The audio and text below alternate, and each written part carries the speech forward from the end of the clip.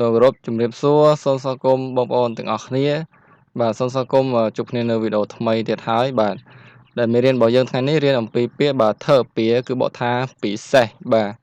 អញ្ចឹងពិសេសប៉ុន្តែយើងឧទាហរណ៍ឲ្យជាមួយនឹងពាក្យផ្សេងមួយចំនួនបាទដែលយើងគ្រាន់តែបកថាត្រឹមតែណាស់ទៅបានហើយបាទអញ្ចឹងដូចជាពាក្យនេះជាដើមធ្វើពាក្យហៅខាន់ធ្វើពាក្យហៅខាន់បកថាល្អមើលណាស់បាទគឺមានន័យថាល្អមើលយ៉ាងពិសេសបាទគឺវាលើសពីណាស់ទៅទៀតបាទប៉ុន្តែយើងបកជាខ្មែរត្រឹមប៉ុណ្ណឹងទៅ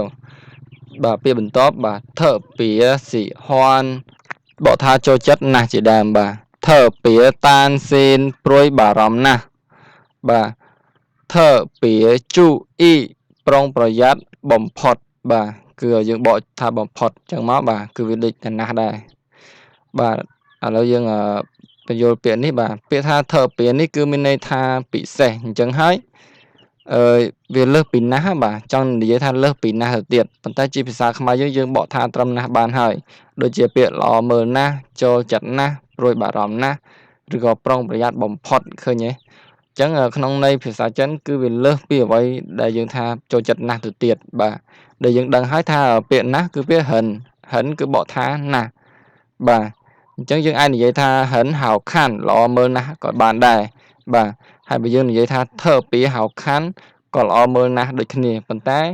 វាលើសពីណាស់ទៅទៀតបាទចង់ន័យថាន័យរបស់វាគឺលើសពីណាស់ទៅទៀតបាទវាល្អមើលក្រៃលែងបាទល្អមើលយ៉ាងពិសេសដោយសារយើងប្រើពាក្យធ្វើពាក្យនឹងឯងបាទអញ្ចឹងហើយវីដេអូមួយនេះគឺខ្ញុំពេលថតវីដេអូពេល record វីដេអូគឺបិទការស្រូបសំឡេងអញ្ចឹងហើយខ្ញុំធ្វើការបញ្ចូលសំឡេងតាមក្រោយទេបាទសូមអភ័យទោសផងបាទដែលមានការបញ្ចូលសំឡេងតាមក្រោយគឺវាអត់ត្រូវនឹងរូបទេបាទអញ្ចឹងសូមអធិស្ឋានសង្ឃឹមថាបងប្អូនទាំងអស់គ្នានឹងអាចមើលយល់នៅវីដេអូមួយនេះផងដែរបាទអញ្ចឹងហើយការបង្ហាញរបស់ខ្ញុំគឺមានតែប៉ុណ្្នឹងដែរបាទគឺអត់មានអីច្រើនទេ